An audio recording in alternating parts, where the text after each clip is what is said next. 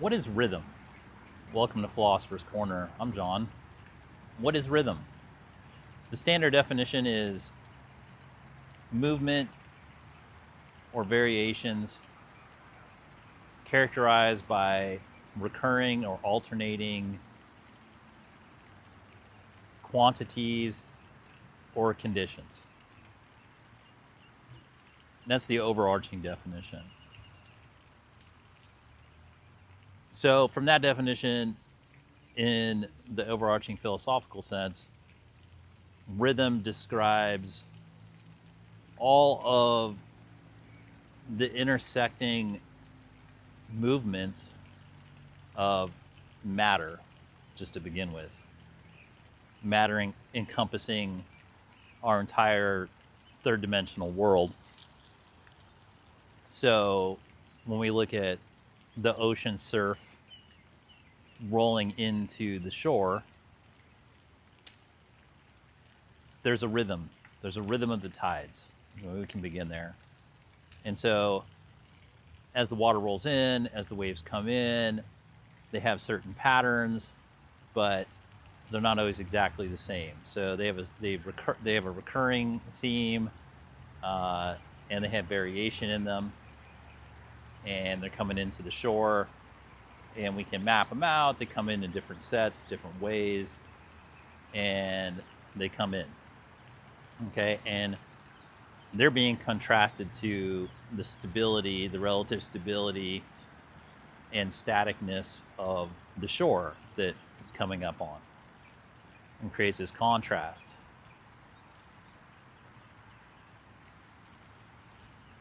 And when we start to look around the reality, we can start to see that rhythm is prevalent in every aspect of the material reality. There's always elements that are performing a strong recurring theme, and there are many elements that provide variation. And they're all in the same space. They're all in third dimension time space for the sake of what we're discussing. And they're interacting and intersecting. And the play between them of how they're interacting, intersecting, coexisting in the same space is what we describe as rhythm. There's a rhythm to it. Now, the rhythm doesn't have to be, it's not always consistent. It's not always the same beat the whole way through. And it depends where we place our perspective. But as an overall perspective of what we could call maybe a coordinating factor of reality itself, it's highly useful. Because when we really look at the reality in toto, from an engineering perspective, and kind of say, well, how would any of this be, how could you possibly coordinate all this, for instance? One of the things that comes to mind is timing.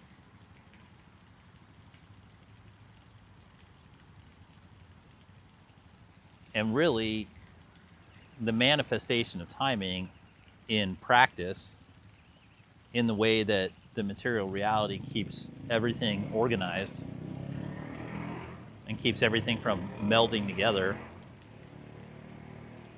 and keeps sounds distinctive and keeps frequencies distinctive to a large degree, is the concept of rhythm.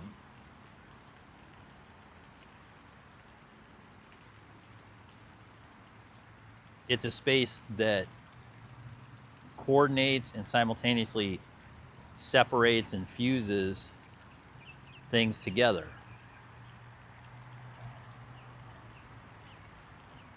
So in the way that, a hummingbird can flitter around and an airplane can still be there, and oxygen, air can exist, and all these other factors.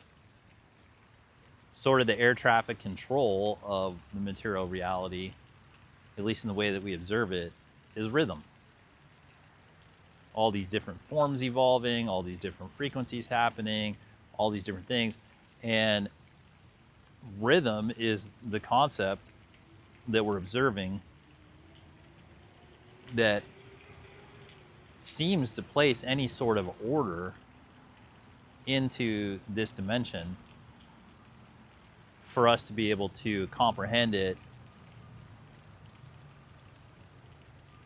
and not have to deal with the raw data behind everything. And in a way, it's the concept that, or the coordinating principle that makes it an enjoyable experience and at a minimum a manageable experience.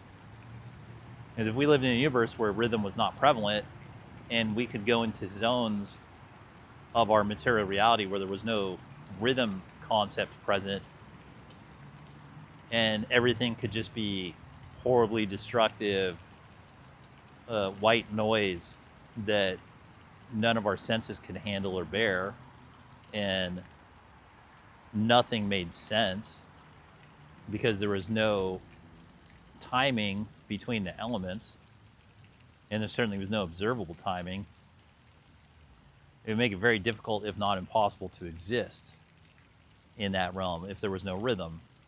If we can see that rhythm is this organizing principle that both separates and symphonizes.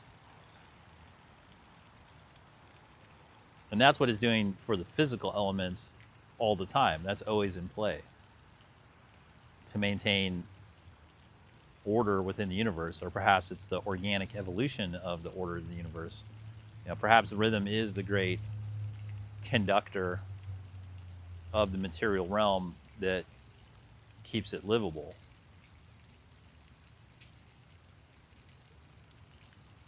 Obviously, it's speculative. It's philosophy. So we have this sort of overarching principle of rhythm, which is the observed coordination of the chaos into something that has a rhythm. And then with rhythm, you can find flow. So for sure, there's the huge looking at all of creation with rhythm, and that's obviously a lot to take in.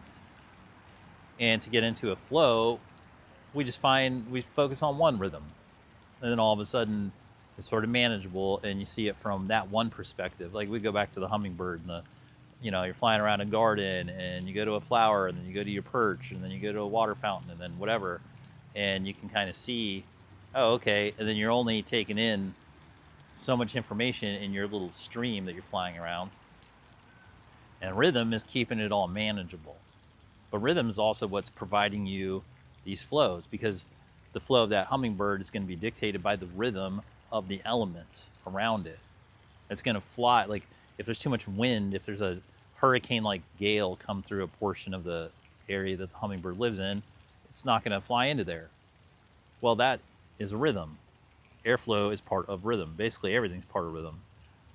So if that airflow comes in and it's too much, the hummingbird knows that. It can see before it gets to that area, winds that are stronger that are affecting leaves. It can see birds flying away. It probably gets an electromagnetic sense of things. And it goes, oh, well, I'm going to go this way.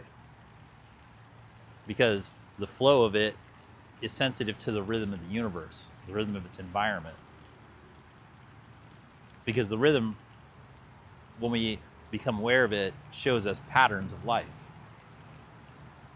Now, which patterns we decide to focus on result in the flow state, the flows that we want to take. And if you want to make it human, the rhythms that we can observe can lead to our life pathologies. If you determine there are certain environmental conditions, you live in a certain world, it has certain laws, certain properties, certain conditions, some of which are recurring and some of which are very alternating. If you live in a nation state and It's one way during one year, and it's a different way during election year. There's all sorts of variations on that. But understanding the rhythm of things allows you to see the patterning of things. And when you can see the patterning of things, then you can start to see pathologies, which is the ability to see a path or a flow. Now, they're not always 100%, but they're better than operating in the blind. So when we understand that the overarching principle of rhythm is this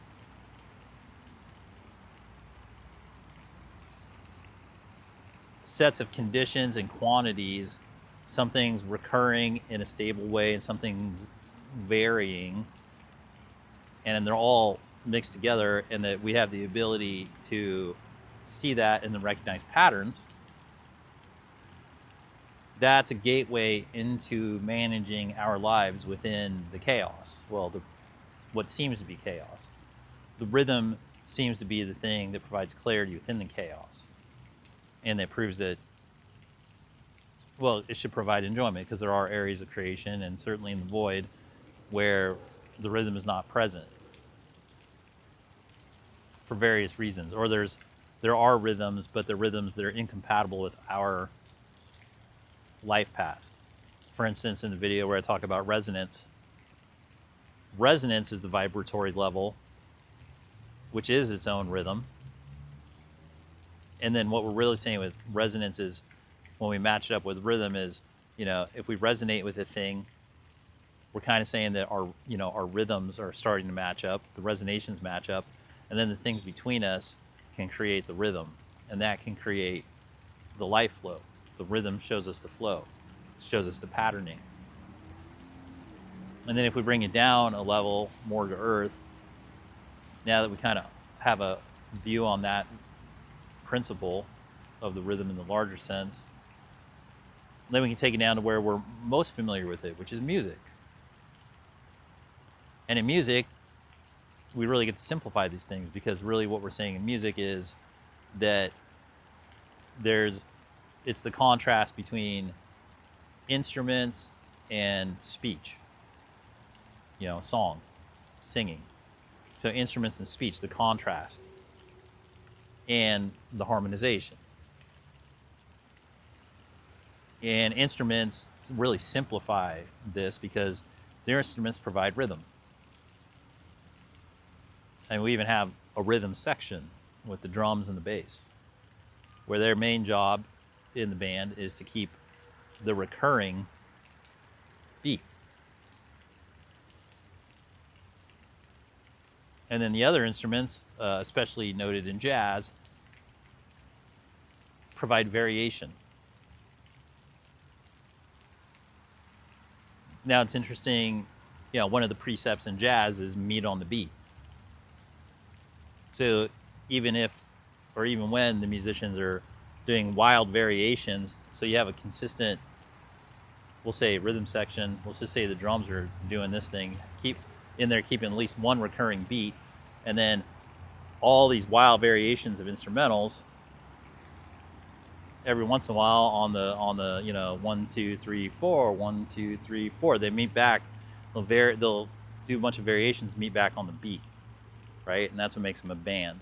And that where they meet, it can be, they could just jam out for 5 minutes and meet back right on the beat, and that's very impressive to us, because it taps into a primal lesson about rhythm writ large, which is you can go off on wild variations, and if we can meet back on the recurring beats, then there's a sense of harmony, there's a sense of order. And music is a very enjoyable form of rhythm. It's very simplified in terms of what we're dealing with of the rhythm of life. The rhythm of music expressly shows us patterning. It makes patterning exceptionally clear, down to the point where it's a science. We can write down the notes on,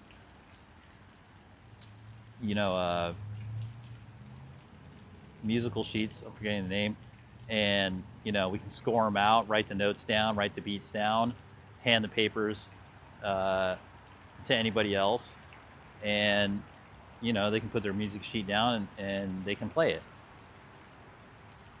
And they can play it, the London Philharmonic can play it just as well as the LA Phil, as long as they have the sheet music. It's a science. It's a science of patterning, which is recurrence and variation mixed together. And when we also bring in our higher knowledge of knowing that the universe is vibratory, it's a vibratory universe, excuse me.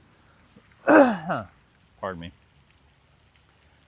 When we know it's a vibratory universe, and that by vibrations means that everything's traveling in waves,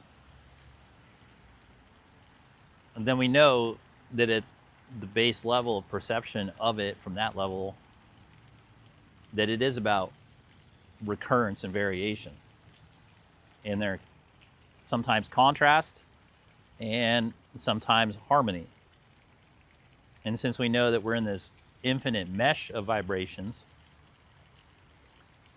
we know that those periods are really subject to where we place our focus and attention on. Because in infinity, there's always going to be pockets of ultimate harmonization, and there's always going to be pockets of ultimate dissonance, and everything in between. So everything from harmony to contrast, or like extreme cacophony to extreme symphony. And we can exist in those. And it's interesting because the basic ingredients are simply recurrence and variation. But they can produce infinity. Well, they do produce infinity. So rhythm. What is rhythm? It's one of the main ways, if not the main way, the universe establishes order and clarity for us to exist in it. And it's a matter of recurrence and alternation. Well, I hope you found this helpful. Thanks for spending some time here at Philosopher's Corner. Hope you have fun.